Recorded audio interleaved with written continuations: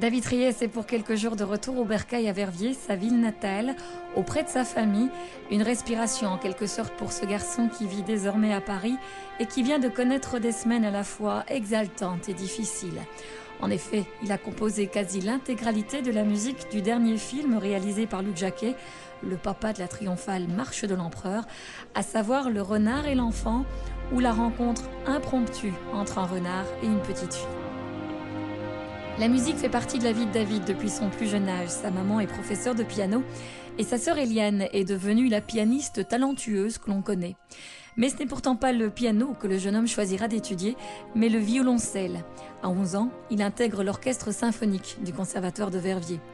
La musique le passionne, mais sa rencontre avec le 7e art et le film de Luc Besson, Le 5e élément, va laisser des traces. Déjà, j'étais passionné de cinéma depuis que je suis petit, donc quelque part, ça trottait dans un coin de ma tête. Puis c'est vrai que j'ai fait de la musique, voilà, violoncelle et tout ça, et je suis dans un milieu classique.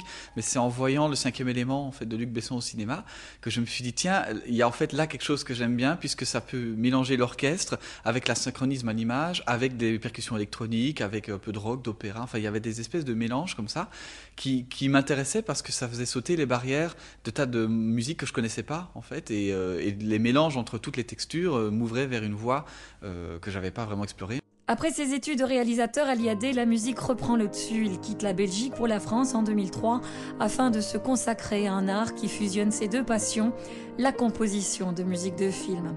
Un métier créatif, fait aussi d'expérimentation. Il devient, en quelque sorte, une espèce de chimiste des sons. Il y a un peu de ça, c'est-à-dire qu'il y a à la fois de l'écriture orchestrale, symphonique, ou voilà, avec les instruments, etc. Et il y a aussi, effectivement, soit on travaille nous-mêmes en inventant des sons bizarres, je sais pas, ça m'est arrivé de frapper sur mon micro-ondes et puis de le ralentir et de faire des sons étranges pour un documentaire, par exemple. Donc il y a toute cette gamme de sons qui n'est pas possible avec les instruments réels et qui sont super intéressants. Avant de travailler sur Le Renard et l'Enfant, David va composer la musique de nombreux documentaires, Lascaux, Paris 2011, La Grande Inondation, tout ça avec la maison de production parisienne Bonne Pioche, avec laquelle il signe un contrat. Et puis arrive l'aventure du long métrage. Dans un premier temps, ils ont travaillé avec deux musiciens, donc ils sont Alice Lewis et Evgeny Galperine, pour faire la bande-son, parce qu'ils cherchaient une approche un peu expérimentale. Et puis, une fois le film terminé, en fait, le film avait migré vers un conte pour enfants plus classique et ils avaient besoin du coup d'une approche, on va dire, de musique un peu plus américaine, plus narrative. Donc, ils sont venus me rechercher pour cette raison-là, parce que c'était mon type de musique, en fait. Et donc, du coup, je me suis remis à travailler sur le film 3 semaines à peu près avant l'enregistrement, donc ça a été très très très rapide. Et puis voilà, au final, au mixage, ils ont choisi un peu ce qu'ils allaient prendre chez eux ou chez moi. Bon, ils ont pris beaucoup chez moi, mais voilà, quelque part le film est nourri de leur approche et de leur recherche à eux avec Luc, et puis de ma partie, on va dire, plus classique en musique de film, mais plus narrative, plus Disney, je vais mettre des guillemets à ça. Mais et puis voilà, puis au final c'est super chouette parce qu'il y a beaucoup de musique puisqu'il n'y a pas beaucoup de dialogue. Donc c'est la musique qui raconte vraiment ce que la petite fille ressent dans le film. Et puis ça donne bien, enfin, moi j'aime beaucoup le film.